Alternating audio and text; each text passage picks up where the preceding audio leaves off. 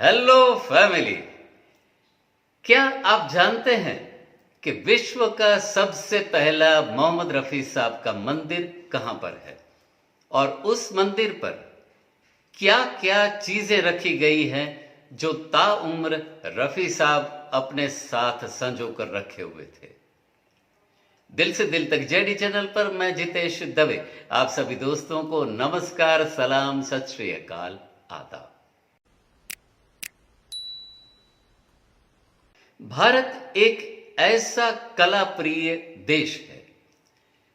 उस जगह पर कलाकारों को, अपने सोशल हीरो को उतनी हद तक प्यार किया जाता है कि उनके जीवन के बाद उन कलाकारों के, उन नेताओं के मंदिर तक बन जाते हैं और सही मानों में लोग उस मंदिर में वर्शिप भी करते हैं, जिनमें महात्मा गांधी जी, नरेंद्र मोदी जी, मायावती जी, सोनिया गांधी जी।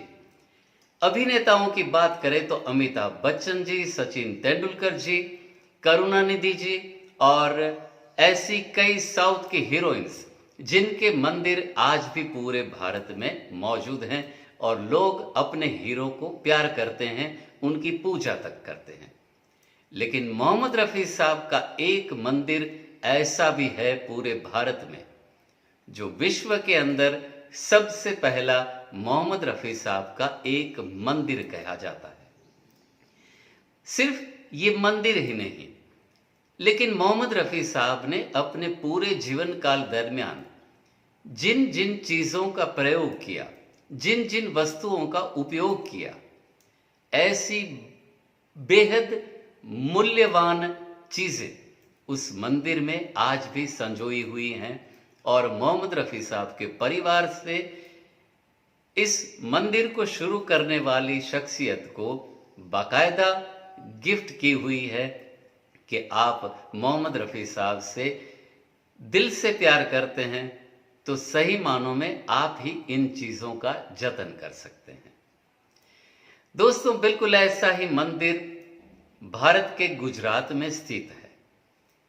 गुजरात के अहमदाबाद में रफ़ी साहब को सही दिल से प्यार करने वाली एक ऐसी शख्सियत जिनका आज हमारे वीडियो पर हम जिक्र करेंगे और रफ़ी साहब द्वारा यूज की हुई कुछ अमूल्य चीजों का भी आप सबको दर्शन कराएंगे। अहमदाबाद में एक ऐसे बिजनेसमैन है जो रफ़ी साहब को अपने फैमिली मेंबर्स की तरह, अपने बुजुर्ग की हैसियत से प्यार करते हैं। रफ़ी साहब का पूरा फैमिली भी उनको मोहम्मद रफ़ी साहब के एक बेटे की हैसियत से ही इज्जत देते हैं और ऐसे हैं उमेश माखीजा जी। उमेश माखीजा जी जिन्होंने अपनी ही खूबसूरत सी आवाज में कुछ बातें हमसे शेयर की है कि रफ़ी साहब का मंदिर शुरू करने की उन्हें प्रेरणा कहां से मिली, उनके मंदिर में क्या क्या संजो कर रखा गया है।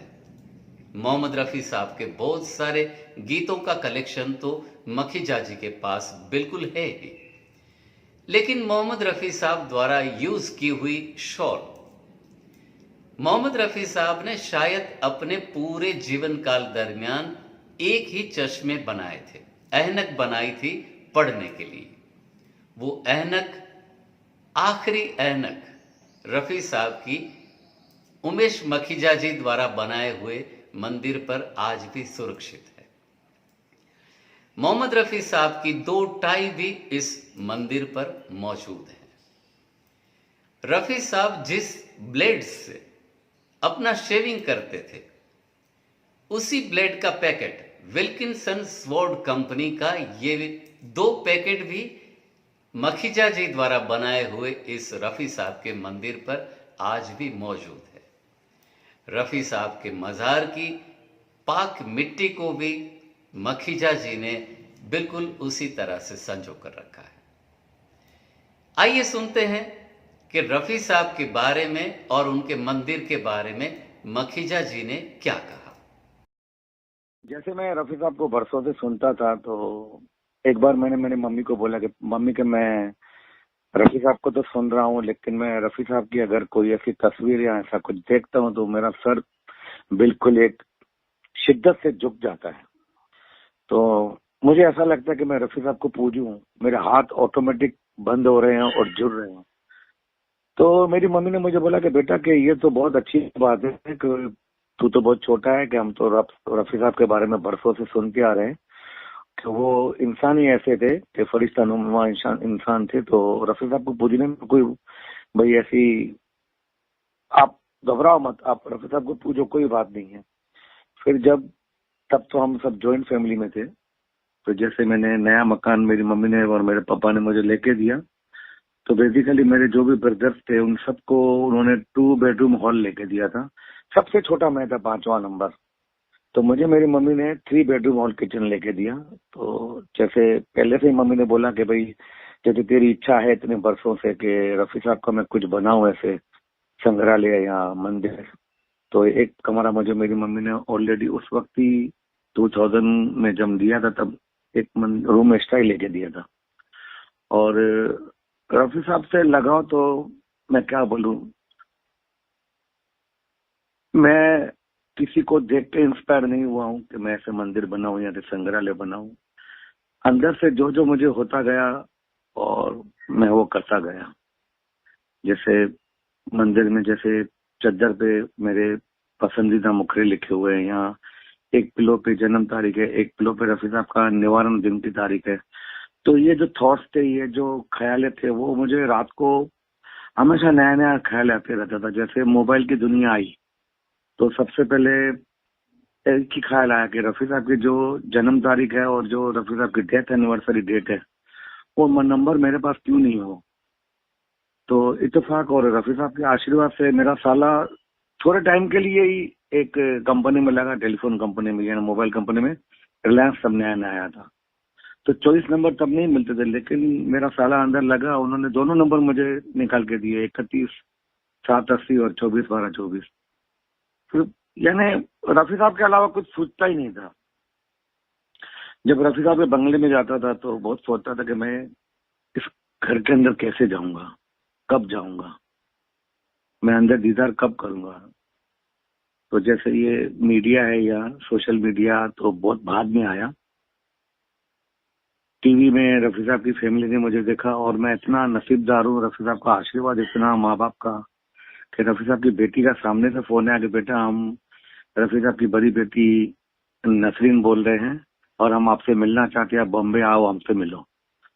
तो ये एक बहुत बड़ी, समझो कि रफी साहब की तरफ से मुझे गिफ्ट मिली थी कि सामने से मुझे फोन आया। और मैं इतना भावुक हो गया मेरी मिसेज को लेकर, 2006 के 7 में गया था। फिर वहां जब पहली बार मैंने रफी साहब की फियाट देखी तो MMU 1067, तो माखीजा, मोहम्मद, उमेश, ऐसे MMU कुछ कुछ ख्याल चलते रहे। फिर उसके बाद जितनी भी मैंने 2 व्हीलर और 4 व्हीलर ली है आज तक, तो उसका नंबर मैंने 1067 ही लिया है। आज भी मेरे पास जैसे 3 2 व्हीलर है और 3 4 व्हीलर है, तो उन सबका 6 का नंबर 1067 ही है। यानी रफी साहब के गाने के अलावा भी यानी पूरा दिन ख्याल रफी साहब का ही चलता रहता है। हाथ में जैसे मैंने टेटू लिखवाया, रफी साहब लिखा हुआ है, वो भी बहुत बरसों से लिखा हुआ है। यानी रफी साहब की कलेक्शन तो है और माशाल्लाह अच्छी है, जो भी है कभी गिनी नहीं है, क्योंकि इसमें तो कोई मुकम्मल वैसे भी नहीं हो सकता एक जन्म के अंदर। बाकी तो रफी साहब को 2 दिन में 2 बार हमारे घर में, जैसे मंदिर में दिया और आरती होती है, वैसे हमारे घर भी होती है। रफी साहब के बारे में अक्सर ऐसा कहा जाता है कि मोहम्मद रफी साहब एक पारस पत्थर के मानिंद थे। उनका नाम जिस चीज के साथ जुड़ जाता है, वो चीज, वो इंसान बाकायदा पूरे विश्व के अंदर पॉपुलर हो जाता है। अगर हमारे चैनल की ही बात करें तो मोहम्मद रफी साहब की बात करते करते पिछले 2 सालों में हमारा चैनल विश्व के 83 देशों तक पहुंच गया। 45 लाख की व्यूज हमारे चैनल के कंप्लीट हुए। बिल्कुल ऐसा ही अनुभव उमेश मखीजा जी को भी हुआ है। मोहम्मद रफी साहब के मंदिर बनाने के बाद उमेश मखीजा जी को इंडिया के top most TV channel Sony Entertainment ने उमेश मखीजा जी और उनकी धर्मपत्नी को अपने स्पेसिफिक शो पर खास तौर से इनवाइट भी किया। उस प्रोग्राम के साथ रिलेटेड कुछ वीडियो को थोड़ा छोटा सा हिस्सा आप सबसे शेयर करते हैं। रफी साहब को सुनने के बाद रफी साहब से इतना अटैचमेंट हो गया, इतना लगाव हो गया, फिर मैं कलेक्शन करने लगा। मेरे घर का नाम ही रफी दर्शन है।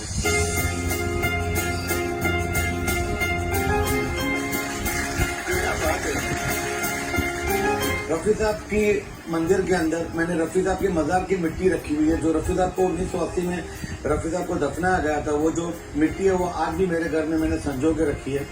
मेरी जितनी भी गाड़ियां सबका नंबर 1067 है, जो रफी साहब की आखिरी फियाट का था 1067।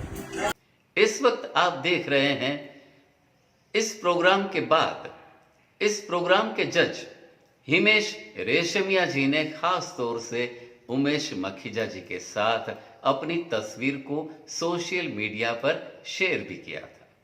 रफी साहब के गीतों को आप मान नहीं सकते कि 8 या 10 साल के बच्चों से लेकर 80-85 साल के बुजुर्ग लोग भी उतना ही पसंद करते हैं।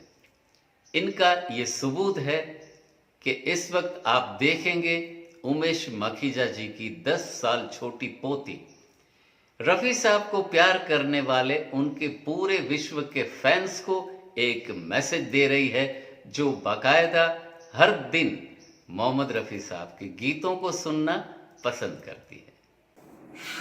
Hello, happy new to all. मैं हूँ मायरा मखीजा। मैं रफी साहब के मंदिर में एक बात बताना चाहती हूँ। आप है ना, कभी भी रफी मत बोला करना। भगवान है ना, नाराज हो जाते, फिर हम क्या करेंगे? इसलिए आप है ना रफी साहब बोला करना ऑलवेज। बाय बाय, जय रफी साहब। दोस्तों, एक और बात भी आप सबसे आज शेयर करना हम मुनासिब समझते हैं। जिस कदर उमेश मखीजा जी के हर खुशी के मौकों पर मोहम्मद रफी साहब का परिवार अपनी मौजूदगी दर्ज करवाता है, बिल्कुल उसी तरह से रफी साहब के घर आए हुए हर एक खुशी के मौकों पर उमेश मखीजा जी को सबसे पहला न्योता मिलता है। इस वक्त आप देख रहे हैं स्क्रीन पर मोहम्मद रफी साहब की एक स्पेशल नाइट का जो आयोजन किया गया था। उस प्रोग्राम पर मोहम्मद रफी साहब के परिवार ने उमेश मखीजा जी को बाकायदा इनवाइट किया था और मोहम्मद रफी साहब की 2 पुत्रियां, उनके 2 दामाद और उमेश मखीजा जी अपनी धर्मपत्नी के साथ मौजूद हैं। दोस्तों, कुछ लोग ऐसा भी सवाल पूछते हैं कि क्या मोहम्मद रफी साहब को भगवान का दर्जा देना, उनका मंदिर बनाना ठीक है? कुछ लोग ऐसा भी मानते हैं कि रफी साहब को भगवान की हैसियत से पूजना वो ठीक नहीं है, लेकिन ये अपने अपने ख्याल हैं। मोहम्मद रफी साहब को प्यार करने वाले किस हद तक रफी साहब से प्यार कर सकते हैं, इनका ये जीता जागता सबूत है। वक्त हो चला है आज के विचार बिंदु का। कुछ सपने पूरे करने हैं, कुछ मंजिलों से मिलना है। अभी तो सफर शुरू हुआ है, मुझे तो बहुत दूर तक चलना है। दोस्तों, कैसी लगी मोहम्मद रफी साहब की कला यात्रा से जुड़ी हुई आज की हमारी ये कहानी? हमें जरूर से लिख करके भेजिएगा। आप सभी के कमेंट्स के लिए हम इंतजार करेंगे।